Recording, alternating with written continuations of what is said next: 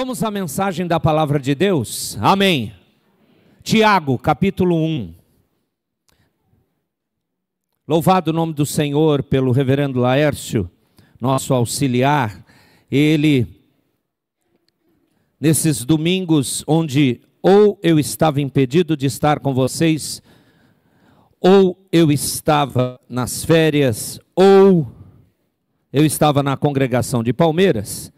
Eu imagino, eu não assisto tudo depois, no YouTube. Algumas vezes eu pego, algumas outras não é possível. Mas eu creio que os irmãos já perceberam que nesse mês de fevereiro, pelas manhãs nós estamos numa série, à noite outra série. E o mês de fevereiro, já falta mais um domingo para ele terminar. Gente, fevereiro está indo embora de 2024, você já tomou ciência disso? Está passando rápido. E quanto mais passa rápido, qual é a certeza maior que o crente tem? Isso, que Jesus vai voltar. Muito bem. Ah, eu amo essa igreja. É isso. Eu sei, alguém falou assim, estou ficando mais velho. Não é isso. E daí que você está ficando mais velho, está ficando mais sábio. A questão é que o tempo se abrevia e isso é um dos sinais que o Senhor está voltando. Então não percamos tempo. A série pela manhã, a série é Vida Cristã na Prática. E estamos olhando a carta mais prática do Novo Testamento. Aliás, reverendo Laércio iniciou há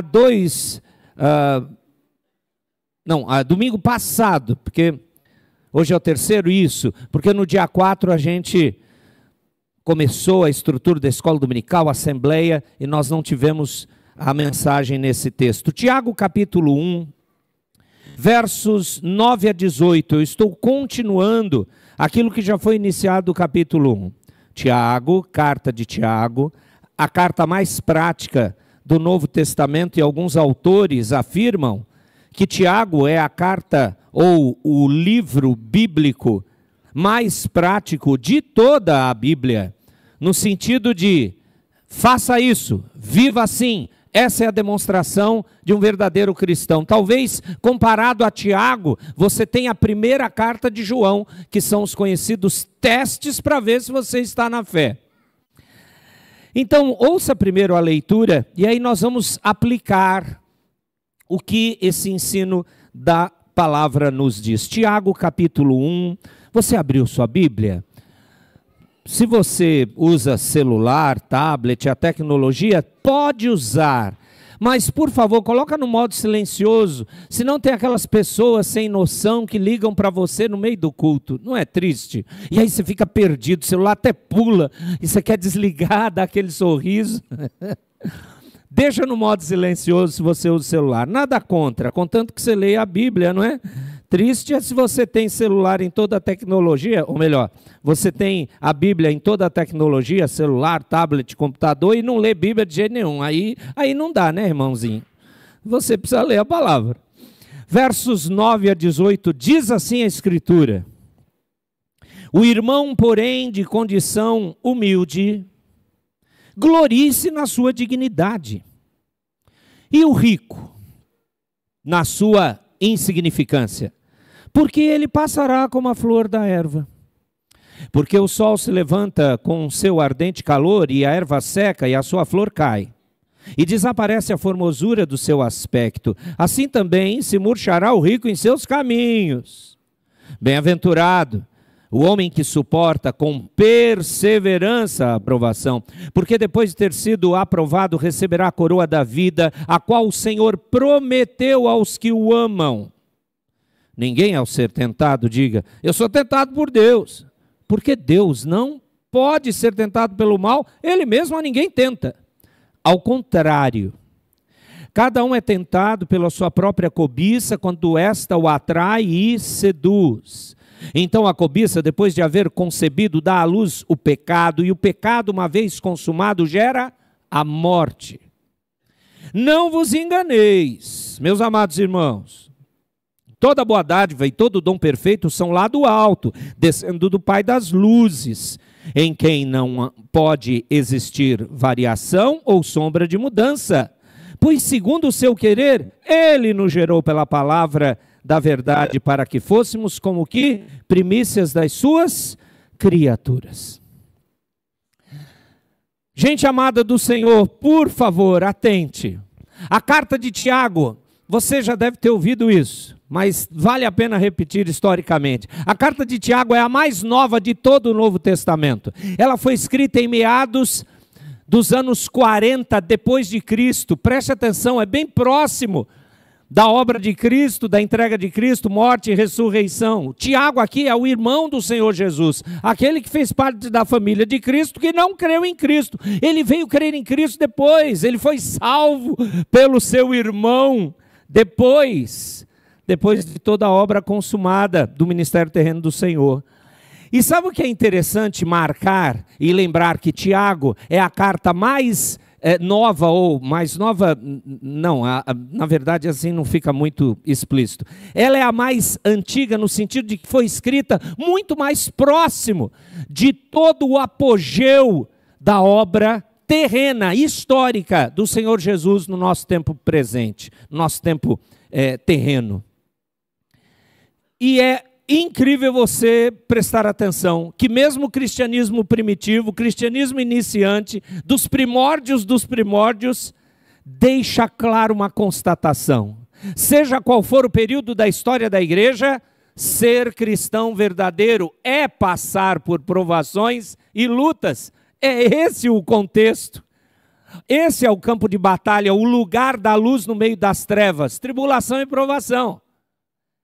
Aqui, esta primeira carta escrita no Novo Testamento, e a gente pode ter certeza disso, aqui você vê Tiago tratar das lutas que aqueles irmãos tinham. Não tinham ainda aqui lutas com perseguição religiosa, não, mas haviam tribulações. Sabe o que é interessante? Quando você olha a carta como um todo, ela vai fazer referência direta a muitas dificuldades que aqueles irmãos destinatários dessa carta, eles enfrentavam. Por exemplo, eles enfrentavam a luta da viuvez, de serem órfãos. Capítulo 1 já vai falar isso no verso 27. Eles passaram problemas de processos judiciais movidos pelos mais poderosos, os ricos. Eles passaram, isso está no capítulo 2. No capítulo 5, eles passaram lutas de doenças, enfermidades, retenção de salário, e opressão social, financeira, por parte de patrões mal intencionados. O capítulo 5 é cheio disso.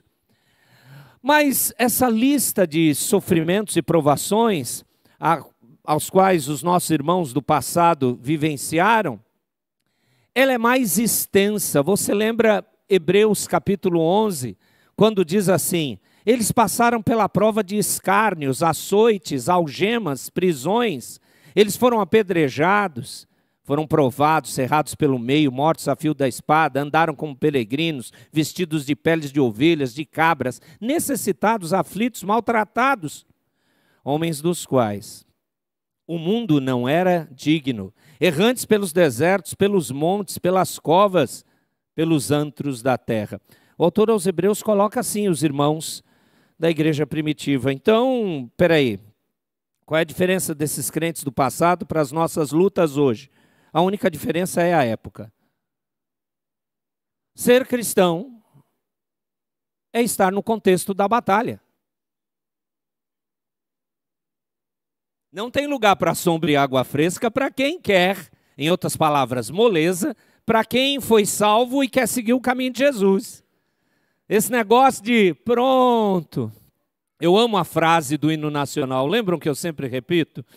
Que tem crente que acha que nós vamos viver na fé deitado em berço esplêndido ao som do mar à luz do céu profundo. Não. Do lado de cá do céu, não. Agora lá na eternidade é outra coisa. Aqui é batalha. Mas pastor, por que de novo isso? Porque Tiago está querendo que aqueles irmãos iniciantes não pequem por desconhecer a vontade de Deus. Então conheça a vontade do Senhor. Amados, é possível que a principal prova da fé pela qual eles estavam passando, os irmãos aqui da carta, fosse pobreza material, isso mesmo, falta de recursos. E isso era aumentado, agravado pelas opressões das mãos de poderosos. Bom, isso parece que é contexto até para nós aqui no Brasil no ano 2024, né? Pessoas mais poderosas, ricas, injustiças sociais, bom, mais do mesmo. E o interessante é que nunca favorecendo os pobres, sempre os mais poderosos. Vem Tiago e, ao contrário, está favorecendo os irmãos mais limitados, humildes, repreende os ricos, nesses contextos que indicam que aqueles estavam sendo oprimidos, os pobres oprimidos pelos mais abastados ou aqueles que tinham algum poder. E nós passamos por isso. Muito bem, é assim que ele começa esse verso de número 9. Então vamos para o texto para a gente já entender e aplicar para a nossa vida. Dos versos 9 a 11, eu não vou reler o texto, deixe o texto aí diante dos seus olhos. A primeira leitura foi suficiente. Dos versos 9 a 11, Tiago, falando de luta, provação, nesse contexto que é a vida cristã, ele começa a dizer assim: a sua posição social não determina a sua firmeza de fé, seja rico ou seja pobre. Não é isso. Olha o que ele aponta. E é claro, repito, ele está falando para aqueles irmãos mais humildes. Aliás, mesmo estado de pobreza não quer dizer, é o melhor crente, mais santo, humilde. Você vai encontrar muito orgulho em pessoas sem recurso. E talvez você se surpreenda em pessoas abastadas, riquíssimas, encontrar humildade e generosidade. É claro que essas mudanças, a gente sabe, vem da obra gloriosa do Senhor Jesus, quando Ele salva. Então, falando disso, qual é o ensino aqui dos versos 9 a 11, falando de rico e de pobre? Crentes pobres devem ver o seu valor na dignidade e não na reclamação. Não tem dinheiro, não ganha o suficiente, a vida azar. Você conhece gente assim, que sempre está reclamando que não tem o que queria? Pensa um pouco, eu sei que é difícil de descobrir, principalmente na nossa nação. Gente que, nunca tem o que quero. Murmuração, reclamação. Tiago está dizendo para os irmãozinhos que ele quer fortalecer a fé. Vocês são pobres, isto é, limitados de recursos, o seu valor está na dignidade. Viver de maneira digna, viver para Cristo. Não em reclamar. Deus não me ouve. Você sabe que muitas vezes um pobre pode se tornar mais avarento do que um rico, sabia? O problema do rico é outro. E aqui, positivamente, Tiago quer ensinar crentes ricos que têm muitos recursos, louvado o nome do Senhor também por isso. Crentes ricos não devem depositar a sua confiança no seu poder financeiro. Não. Por quê? Porque o poder financeiro passa, é momentâneo, é para essa terra. Em outras palavras, se Deus deu bastante a você, é para você abençoar quem não tem. Sabia disso? E nesse exemplo de generosidade, os limitados financeiramente confiarão no Senhor. Olha, Deus cuida do nosso irmãozinho lá abastado, cuidará de mim também. E todos viverão de maneira digna. É por isso, amados, que semelhante àqueles irmãos do passado, se você sofre por conta da posição social, por exemplo, é oprimido pelos ricos poderosos, corruptos e corruptores deste mundo, ou você sofre por usar a sua riqueza para a glória de Deus, e tem gente que vai sofrer o quê? O dinheiro é seu, você que trabalhou. Não, eu quero investir no reino. Eu quero sim ser fiel no dízimo. Eu quero sim não pensar que o dinheiro é meu. Não tem nada seu. Eu não tenho nada. Do ar que respiramos a tudo que produzimos vem do Senhor. Que ensino difícil da gente pôr na cabeça, não é? É isso que Tiago está dizendo. Não importa, pobres ou ricos do Senhor, vocês devem buscar a bem-aventurança de viver para Cristo. Aí vem, como você vai viver isso? Como? Como? Presta atenção aqui. Como? Como eu vou viver isso? Aí ele vai aplicar isso a partir do verso 12. Dá uma olhadinha. Coloque seus olhos para funcionar. Olhe a partir do verso de número 12. Como eu busco a bem-aventurança? Nessa luta aí, da posição social, de ter ou não os recursos. Primeira coisa, sabe como eu busco a bem-aventurança de viver para Cristo nessa situação? Primeira ação, suportando a provação de maneira perseverante, é o verso 12. Colocou os seus olhos aí? Amado, se o cristão reage às tribulações como os descrentes, isto é, com amargura, com ira, com ódio, com ressentimento, com rancor e outros sentimentos desse tipo, em que ele é bem-aventurado? O ímpio reclama do problema do dinheiro ou da falta dele. E você, crente? É a mesma coisa? Aí é que está, não. Eu preciso suportar a provação de maneira perseverante. Eu estou nessa luta. Então, suportando a provação da maneira correta, que é o que Cristo quer. Dessa forma, um cristão é aprovado.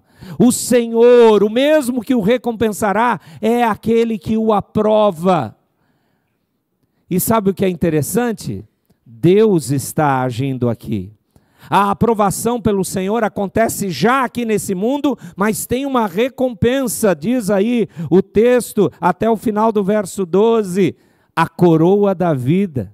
O conceito de que a perseverança, a fidelidade a Deus até a morte será recompensada com a coroa da vida, não é só Tiago que fala. Apocalipse 2,10 diz isso para nós. Então é uma certeza.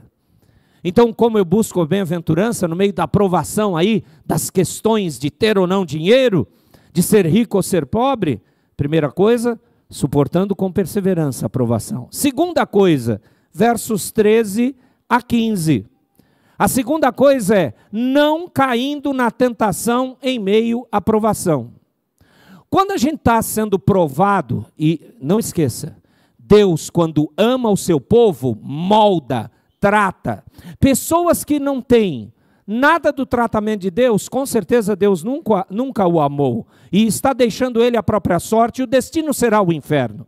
Mas quando você é acrisolado, isto é, quebrantado, moldado, fazendo com que você ore mais, confie mais na palavra, fique mais firme no Senhor, veja, você vai começar a observar as tribulações, lutas e provações de uma maneira completamente diferente. Deus está me moldando, Ele quer que eu seja conforme a imagem de Jesus.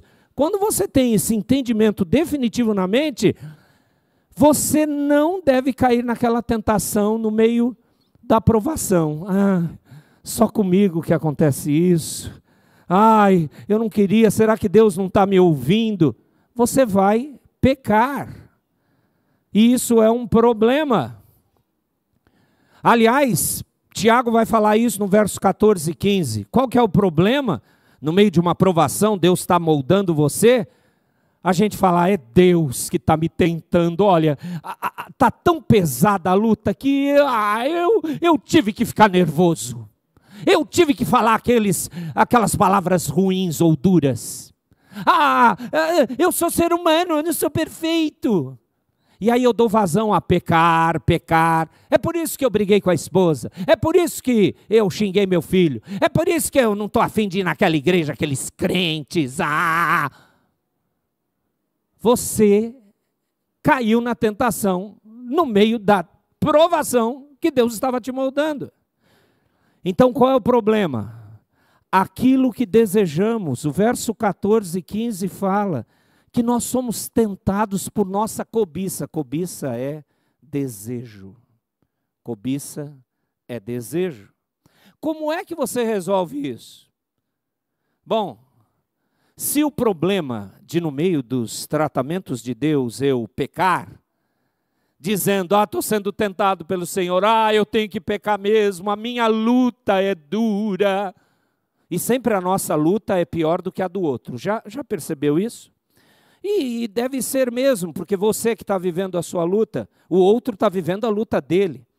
Mas até aí não é o problema é quando você diz, eu tenho que pecar mesmo, eu tenho que reclamar, eu tenho que abaixar o meu padrão de comunhão com Deus, porque a aprovação é muito pesada. Este é o erro, você está alimentando o seu desejo, o desejo de que eu não tenho que passar por isso. Ou em última instância queremos dizer, Deus errou aqui. Não é assim. Esse casamento difícil, essa criação de filhos complicada, esse trabalho, esse lugar, essa igreja, esse tudo. Não tem que ser assim. Você está desejando outra coisa que não a vontade de Deus. Como é que eu resolvo isso? É simples, amado. Deseje Deus. Valorize o que o Senhor valoriza. Ame aquilo que o Senhor ama e odeie, deteste aquilo que Deus odeia. É por isso que você sempre vai precisar de Bíblia para rever esses conceitos. Você está entendendo?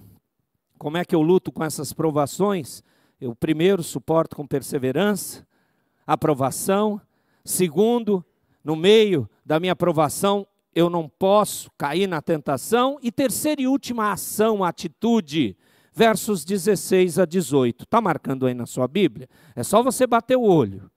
De 16 a 18, a terceira ação para viver corretamente, buscando a bem-aventurança no meio das tribulações e provações, é não se enganando sobre quem Deus é.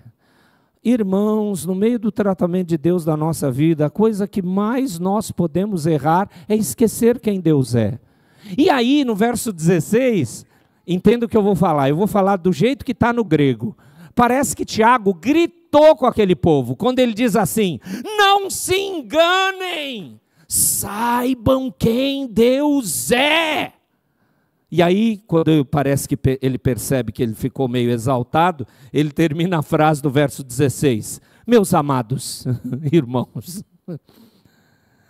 Sim, ele considerava a irmandade daqueles queridos destinatários da carta, mas ele está gritando, não se enganem, vocês precisam saber quem Deus é. E o que ele estava querendo que o povo relembrasse? Deus é bom, Deus sabe o que faz, tudo que Deus realiza em sua vida é para o seu bem, é para o nosso bem. Isso ele está falando no verso 17. Dá uma olhadinha. Depois ele diz, Deus é imutável, nada vai alterá-lo ou fará com que ele mude os seus planos eternos. Deus ama você, irmão salvo e redimido. Versículo de número 18. O Senhor determinou a sua salvação, meu irmão, minha irmã, vai fortalecê-lo para você perseverar em meio às batalhas dessa vida com a sua palavra, sempre nos lembrando da verdade de Deus. A palavra do Senhor faz isso até chegarmos na glória eterna. É isso. São essas 3 atitudes que a gente precisa colocar em prática, porque a nossa vida é de tribulação e luta, porque Deus nos ama e por nos amar está nos moldando para nós não ficarmos do jeito pecaminoso, destrutivo e condenatório que éramos por natureza. Ele é amoroso. E se você fixou esses ensinos no seu coração, eu creio que você vai ficar mais animado para irmos para as nossas aulas de escola dominical. Eu vou orar, agora nesse ano, a divisão de classes, a gente já vai falar aqui objetivamente, nós nem mais passaremos para a superintendência vai voltar no encerramento. Então, vamos orar, pedindo para que Deus nos faça viver isso, orar pelas aulas onde vamos continuar aprendendo da palavra, e aí vamos saber as classes e professores. Feche os seus olhos, ore comigo.